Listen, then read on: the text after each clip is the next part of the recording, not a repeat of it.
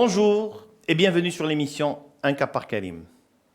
Aujourd'hui, nous parlerons, actualité oblige, du cas Arnouch. Le nouveau chef du gouvernement est sous le feu des lampions depuis plus de 5 ans. Depuis sa prise du pouvoir au RNI jusqu'à sa prise de fonction en tant que chef du gouvernement, en passant par son raid victorieux lors des récentes élections générales, l'homme d'affaires s'est révélé être non seulement un fin tacticien, mais également un très bon stratège.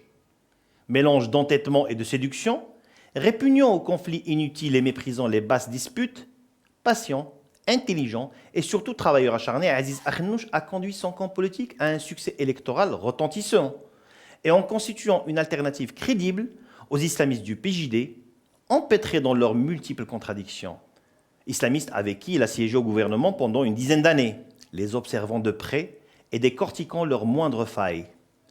Sous un air débonnaire et une bonhomie radieuse, le patron du RNI s'est également imposé à ses partenaires politiques dans l'actuel gouvernement.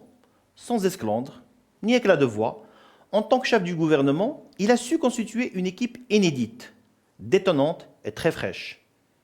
Trop pragmatique pour être rancunier, il fait une place d'honneur au PAM et surtout à son secrétaire général, Maître Abdeltif Wahbi, qui ne l'avait jamais épargné auparavant. Calculateur et pressé de réussir, il intègre l'Istiqlal sans se laisser manger par son aura historique tutélaire. Sans présager d'une réussite ou présumé d'un échec, nous pouvons aujourd'hui dire que nous sommes face à une équipe gouvernementale qui promet, avec cerise sur le gâteau, la promotion de cette femme à la tête de départements ministériels très importants, finances, tourisme, habitat, pour ne citer que cela. Première remarque est que dans l'équipe d'Arnouch, les ministres de souveraineté, notamment ceux des Affaires étrangères, de l'Intérieur et des Affaires islamiques, ont été gardés. Quoi de plus normal et de plus rassurant dans un environnement régional chaotique où les défis diplomatiques et les menaces sécuritaires sont énormes.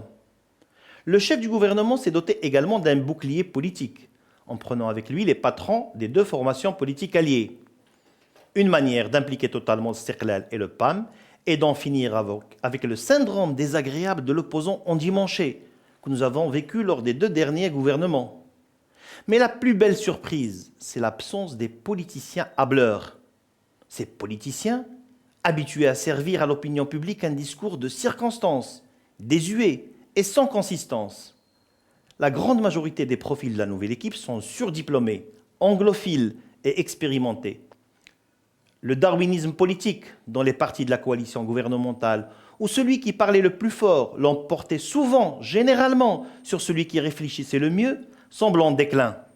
Grâce à Aziz Arnouch, les technocrates politisés prennent aujourd'hui leur revanche et cela ne peut que faire du bien à la scène politique nationale.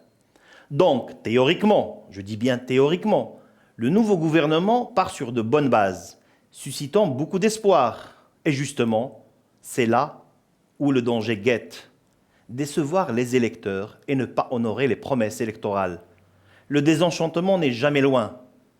À bon entendeur, salut. À la semaine prochaine pour un autre cas par Karim.